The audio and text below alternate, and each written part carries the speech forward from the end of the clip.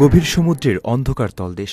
হঠাৎ দেখলে মনে হবে কড়া লাল রঙের লিপস্টিক মেখে সমুদ্রের তলদেশে হেঁটে বেড়াচ্ছে একদল অদ্ভুত প্রাণী। হ্যাঁ, সাঁতার কাটার বদলে তারা রীতিমতো মানুষের মতোই পা ফেলে হাঁটছে। সম্প্রতি এমনই এক বিস্ময়কর ভিডিও সামাজিক যোগাযোগ মাধ্যমে ছড়িয়ে পড়েছে, যা দেখে নেটিজেনরা রীতিমতো অবাক। ভিডিওতে দেখা যায় অদ্ভুত দর্শনের একদল মাছ ক্যামেরার দিকে এগিয়ে আসছে, যাদের ঠোঁট টকটকে লাল।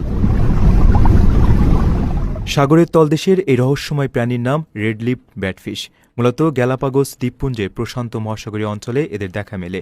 এরা মাছ হলেও সাঁতার কাটতে খুব একটা পটু নয়, বরং নিজেদের পেক্টোরাল ফিন বা পাখনার সাহায্যে এরা সমুদ্রের বালুকাময় তলদেশে হেঁটে বেড়াতেই বেশি স্বাচ্ছন্দ্য বোধ করে।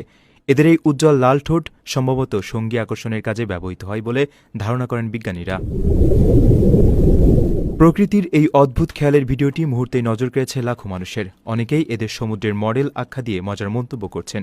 কেউ কেউ আবার স্রষ্টার অপূর্ব সৃষ্টির প্রশংসায় পঞ্চমুখ। সাগরের গহীনে যে এমন আরও কত শত বিস্ময় লুকিয়ে আছে, এই ভাইরাল ভিডিও যেন তারই এক ছোট্ট ঝলক।